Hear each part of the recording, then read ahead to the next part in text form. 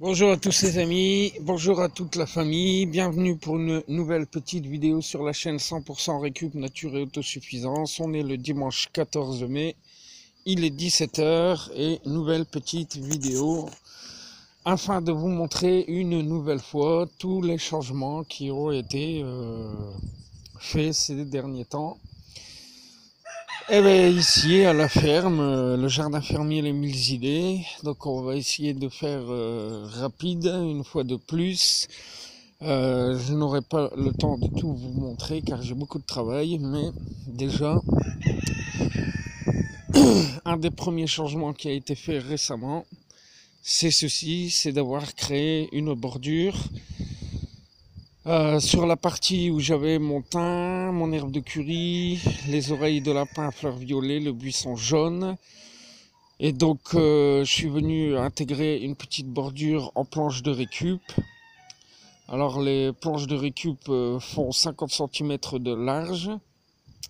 Elles sont enfoncées de 20 cm en terre.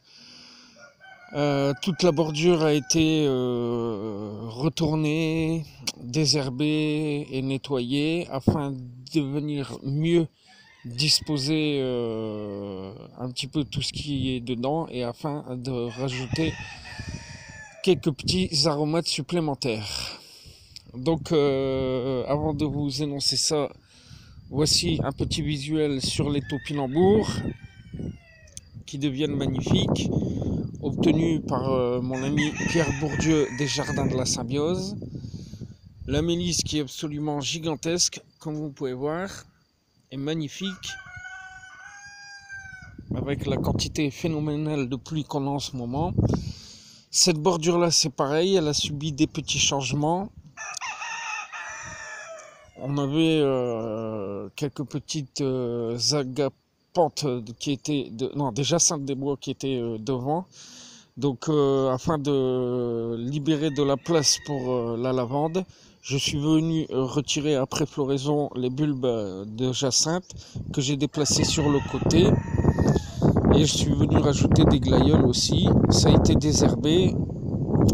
Et maintenant, on obtient une bordure qui est vraiment magnifique. Donc comme vous pouvez voir, la lavande, elle va très très bien. Elle profite beaucoup. Elle grandit énormément à vue d'œil chaque jour qui passe. Donc une fois de plus, je vous le rappelle, les emplacements, choisir des emplacements stratégiques pour des plantes prévues plein soleil et les mettre mi-ombre, mi-soleil, leur est vraiment très bénéfique et favorable. Et elle vous offre des développements un peu hors normes. Donc le romarin c'est pareil, absolument gigantesque et vraiment magnifique, comme vous pouvez voir, hein. Donc lui aussi il va m'offrir une floraison absolument superbe et les fleurs serviront donc à nos petites abeilles, hein. Romarin vraiment magnifique, hors norme. Donc ensuite on va aller voir la nouvelle bordure, où là aussi je suis venu inscrire un peu dans l'esprit décoratif les noms de chaque plante, quasiment tous les noms de chaque plante qui y sont présentes. Donc mon camélia ici présent était plus en retrait là-bas, je suis venu le ravancer, encore une fois afin d'avoir un visuel et une hauteur un peu qui vient casser tout ce vert. Donc le camélia est en bonne voie, surtout avec tout ce qui pleut.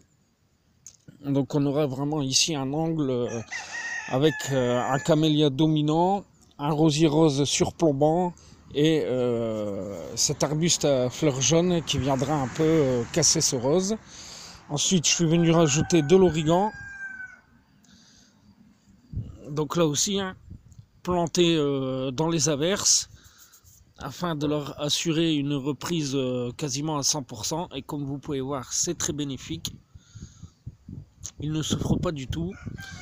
Ensuite, encore un clin d'œil au jardin de la Symbiose. Moi aussi, Stéphane, j'ai ma petite lavande papillon maintenant. Donc là aussi, hein, intégrée dans l'averse. Elle a subi une taille sur les fleurs anciennes afin de lui permettre un développement et une acclimatation plus favorable. Et déjà, en l'espace de quelques jours, elle me refait déjà des fleurs. Donc les lavandes papillons qui sont magnifiques. Bon, lui a été un peu taillé. afin de le contenir et de le canaliser, mais il reste néanmoins joli. Le thym, c'est pareil. Donc pendant les averses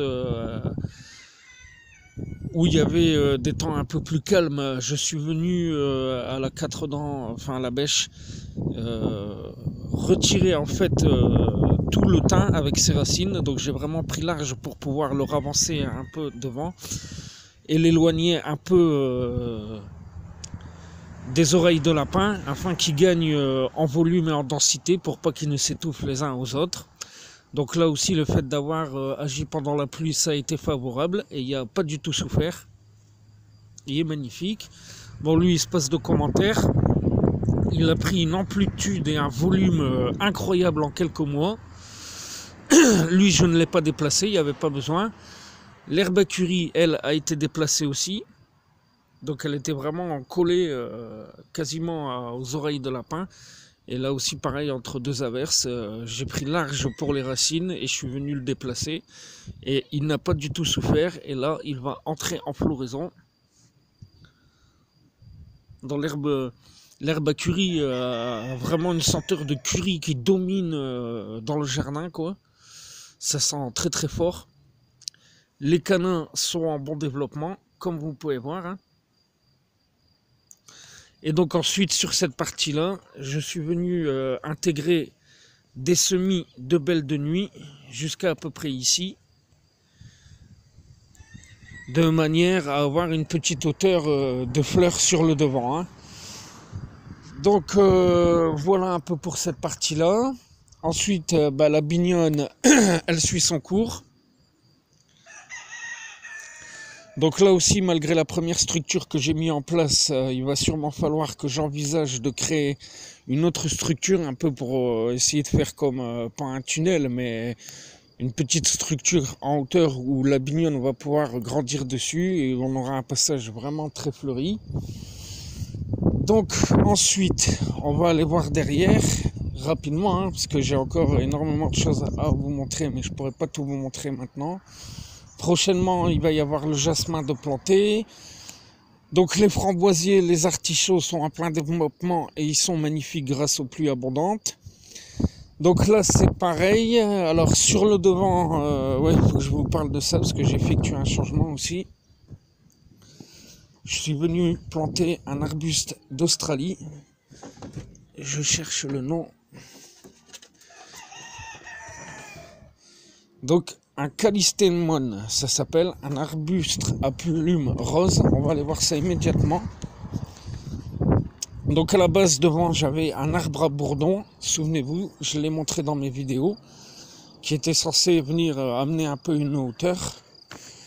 Et pour mieux acclimater ce nouveau arbuste, l'emplacement stratégique était celui-là. Donc là aussi entre deux averses. Avec le terrain bien mouillé, je suis venu retirer l'ancien arbre à bourdon en prenant large dans les racines afin d'augmenter les chances de le retirer sans l'endommager. Et encore en période de pluie, ça a été réussi. Donc cet arbre à bourdon qui était un peu haut, je suis venu le déplacer derrière, on va les revoir. Et j'ai mis donc le callistémon à la place. Donc là aussi, c'est assez rigolo.